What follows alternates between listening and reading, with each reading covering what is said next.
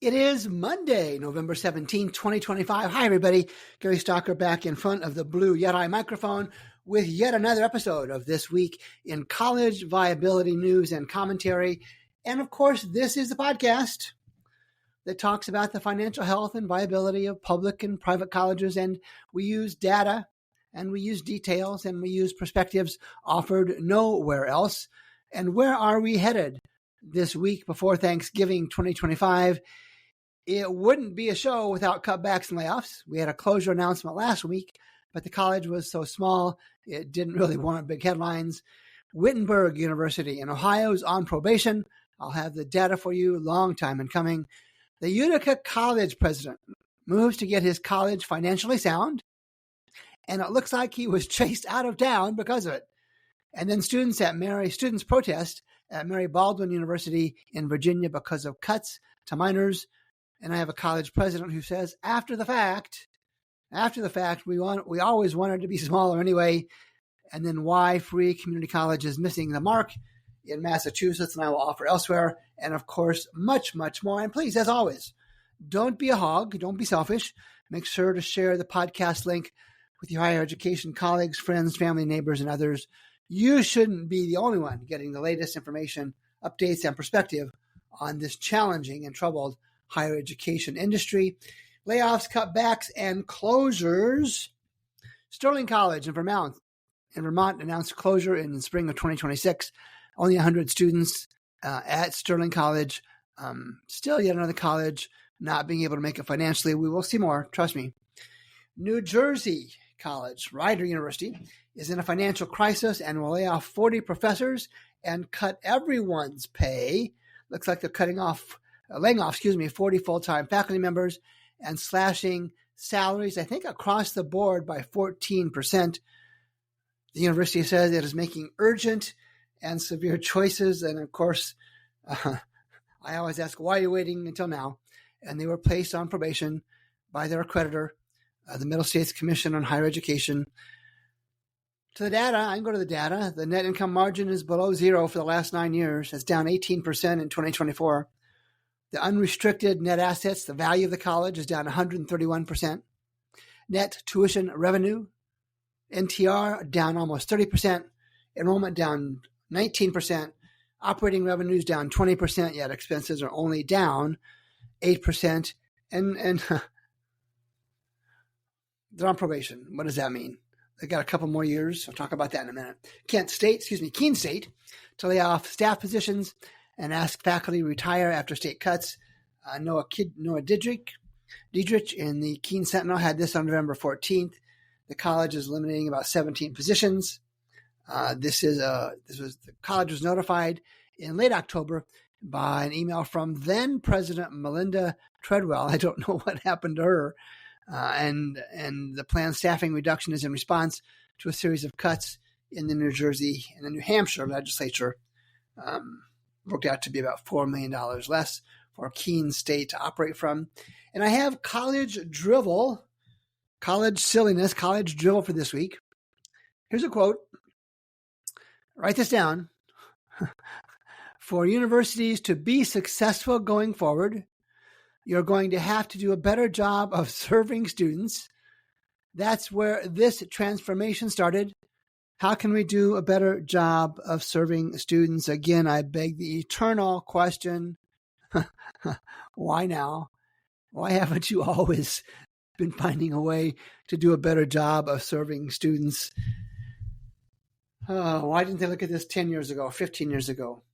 Onward we go. Accreditor places Wittenberg University in Ohio on probation, citing ongoing financial problems. Matt Hendricks and I had this college, Wittenberg University, on the College Financial Health Show many, many months ago. We could have told you then it wasn't going to be able to survive in the same format that it was operating in.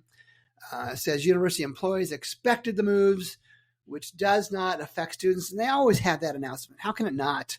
How can it not affect students? The story comes from the November 12th Dayton Daily News. Eileen McClory and Brooks Burlock had the story. Wittenberg's accreditation status has been changed to accredited on probation due to ongoing financial concerns.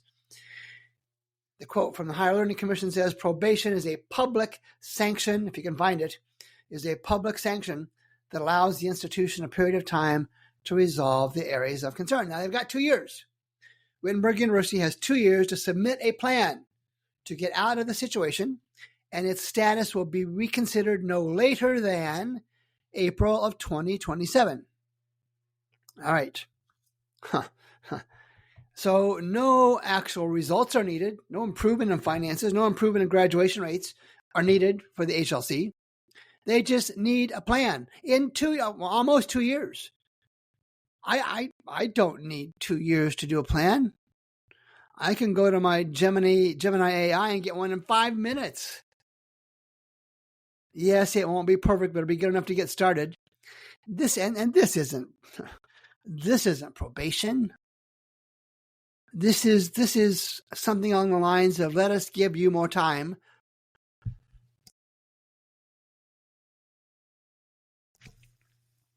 Let us give you more time to pay your accreditation fees while you gin up some idealistic, unrealistic plan.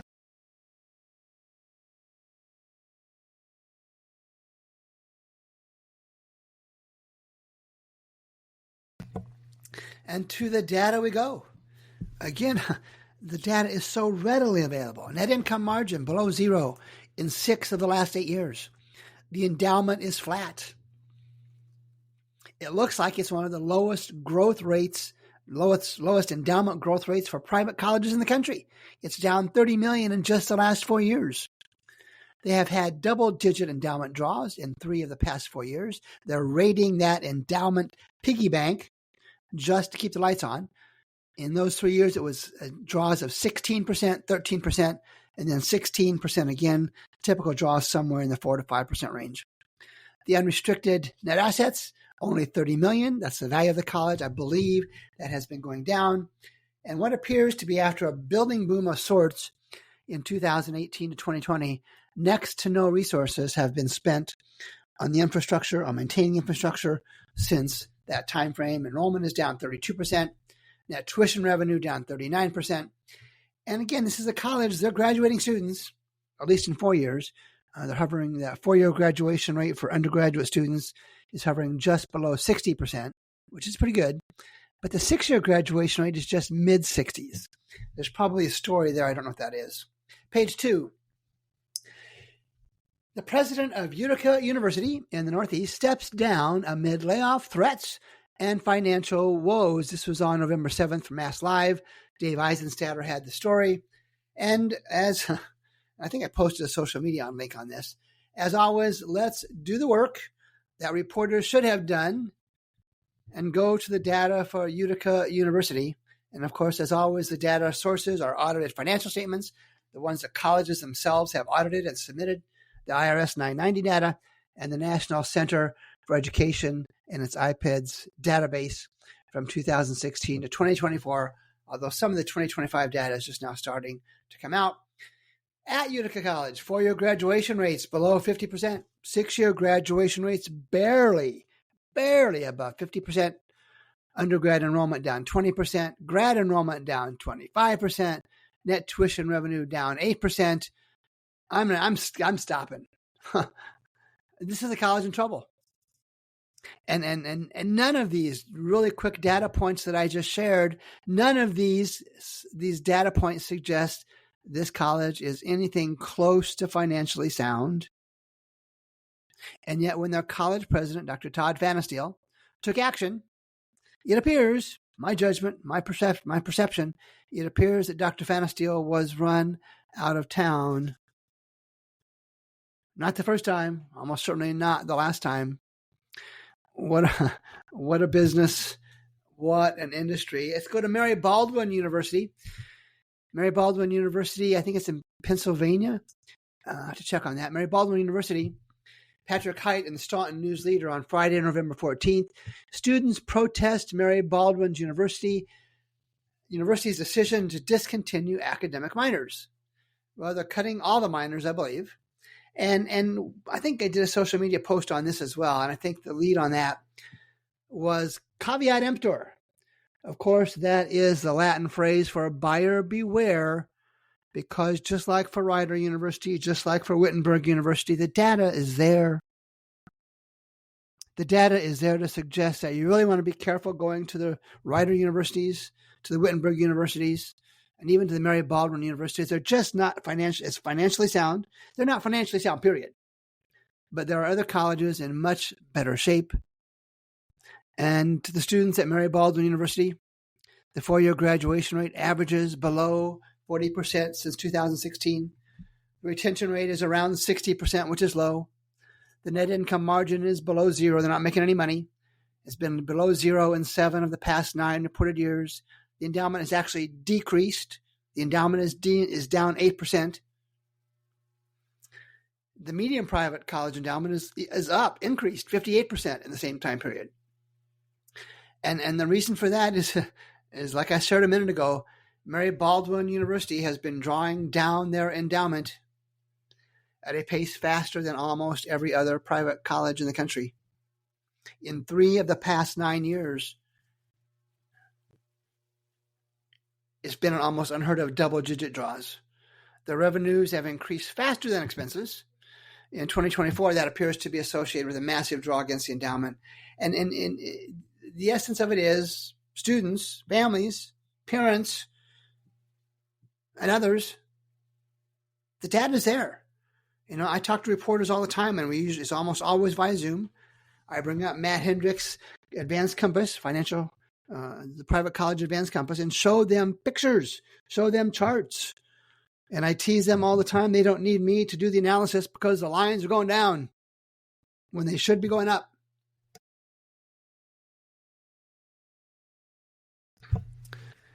And on it goes. Caveat emptor, buyer beware. The first criterion for looking at colleges in 2025 and beyond is look at the financial health of colleges. And for the most part, it's smaller colleges. For the most part, it's non-urban colleges. For the most part, it's private colleges. But there are publics in dire straits. They may not close because of the political pressures, but they're not offering the high-quality college education that most students deserve and have earned. Drexel universities.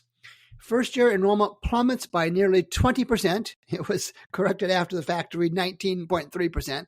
I guess the folks at Drexel didn't like 20. This story comes from Sonia Bondi and Polly Lascalzo on November 14th from the triangle.org. And Drexel announced that 1,900 some odd students enrolled. This year it was down from almost 2,400 in the previous year and down from 2,800 the year prior to that. Interestingly, and Ms. Sanja and Polly did at least some research here for reporters, and they noticed the shift in Drexel's acceptance rate. It went down 10 points. I don't know why. It went down from a little over 79% to not quite 70%. So down almost 9 points, give or take. And the yield rate went down. It's down to 7.2% from 8%. And I didn't check, but I don't know if Drexel considers itself highly selective and they want their acceptance rate to go down. They want their yield rates to go down. I have to check on that. And so here's what was interesting. In a statement to the university, President Antonio Merlo shared that the decline was anticipated. The decline was anticipated. He's quoted as saying, this is President Antonio Merlo, in light of shifting demographic trends and national challenges in international student enrollment, read that excuse, the university expected a smaller first-year class, and get this, proactively aligned its planning and budget to reflect that projection. Let me turn on the sarcasm alert light here. Sarcasm alert, of course. Of course. All colleges plan for enrollment decreases before they happen. I should go back and see if Drexel had any springtime predictions on their 2025 enrollment projections, because many colleges will take even minor changes that look good and they'll spin it to look good. And you've heard me talk about that. You heard me talk about that many times. Page 3, change the game and name of college admissions. David Blobaum on Real Clear Education had this back on October 30th. And I'm going to read from his story. He says, when we refer to the application and acceptance process as college admissions, we set ourselves up to stop short of completing the task, ensuring students succeed. What if he's been reading my stuff? We should call it success matchmaking. All right, you got some silly names for that kind of stuff. That's fine. The point, he says, of college is not to get in. The point is to graduate and succeed. Welcome to the club, Mr. Blowbaum. Students are set up for success at a college when they are vetted by the data, their academic success, financial capacity to succeed there. I added those parts. So I get it. Mr. Blowbaum is wordsmithing. He's entitled to do that. But it got me thinking. It got me thinking about, in a little bit more depth, about this access versus success. And really what we should not be worrying about the enrollment cliff that we hear so much about, the enrollment cliff, but we really should have been focusing for a long time on what has become the graduation valley or the completion valley, just plummeting to the depths. Access, as I have said so many times, access is not the same as success in higher education. Mr. Blowbaum is confirming that.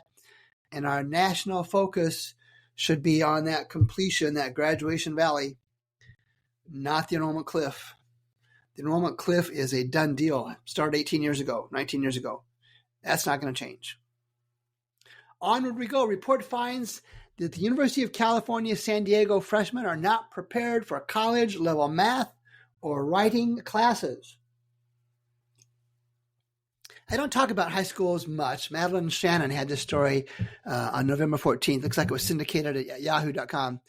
And she writes that admitting large numbers of unprepared students risks harming those students and straining limited educational resources.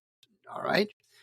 We can only help so many students, and only when the gaps they need to overcome are within reach. So here's the report. For freshmen at the University of California, San Diego, they did not meet middle school, middle school, 5th grade through 8th grade, something like that, proficiency standards in mathematics, period. It was 30 times worse in 2025 than it was in 2020. And the report goes on to say that in 2024, 2 out of 5 students who needed to take remedial math classes also had to take remedial writing classes. All right, so nobody's going to fall out of their chair with this kind of story. We know that the education system in general in our country is not nearly as strong as it needs to be. And this is really what I'm referencing when I talk about academically unprepared students. It's clearly the one area that colleges are not culpable for. Colleges are not culpable for high school success. Yet the higher education focus on access, getting students enrolled, effectively ignores the reality that millions and millions of high school students, for whatever reasons, are not getting the education and skills needed to go on to college. And the scope of that discussion is way, way beyond my experience to even start to address, and I have no interest in addressing that, at least today and at least in this forum. Page 4. Michael Horn had a story. He's a senior contributor at Forbes. This was back in June. I don't think I had it back then. And his headline reads, "Why Free Community College is Missing the Mark in Massachusetts." Now, this is the same theme as we've talked about a few times already today.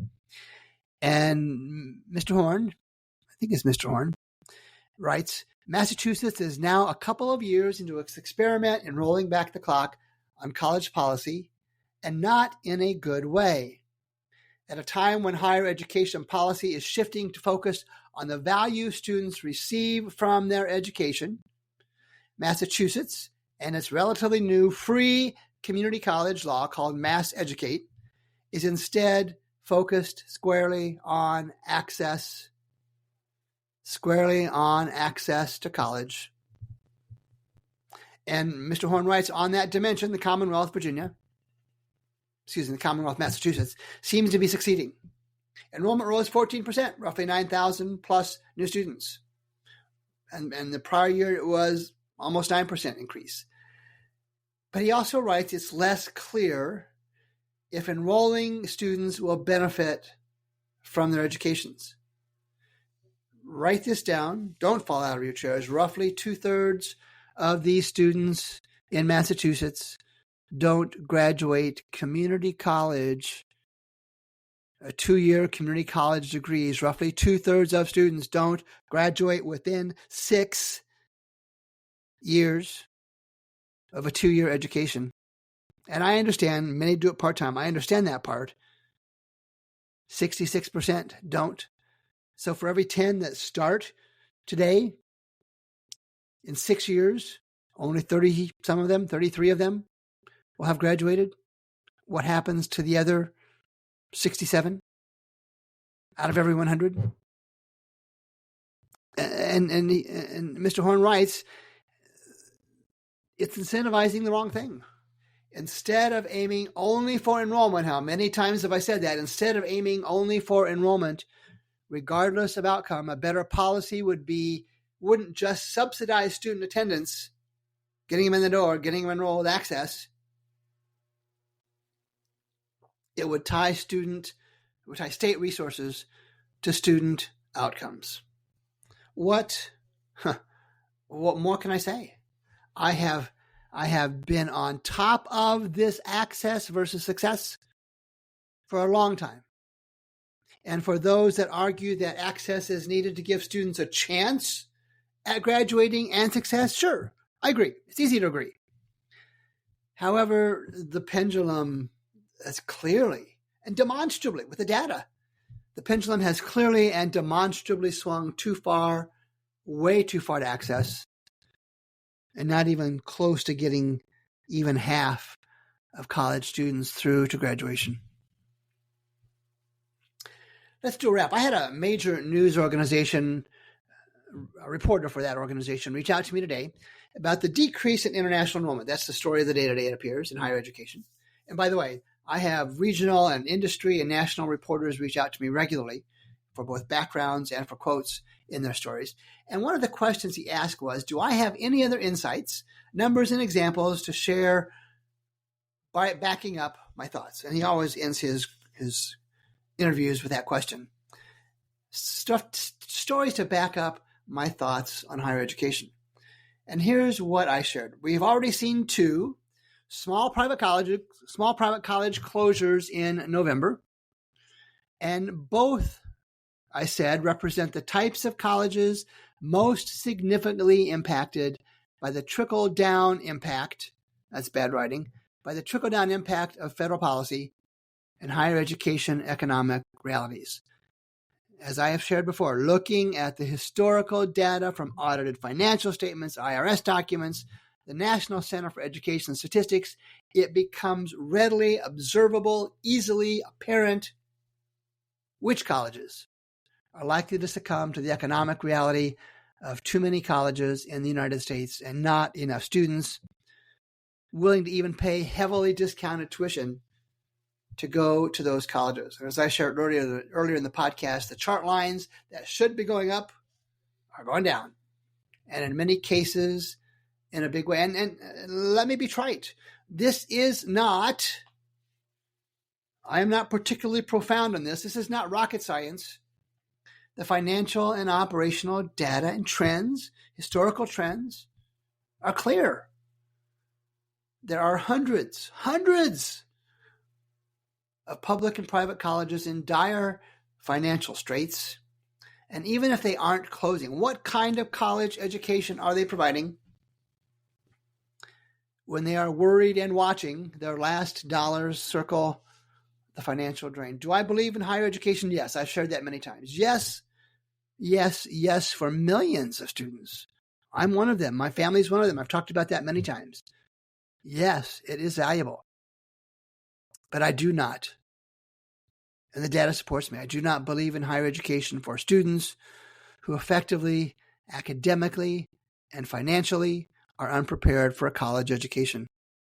Can those same students find careers and livable incomes? Absolutely.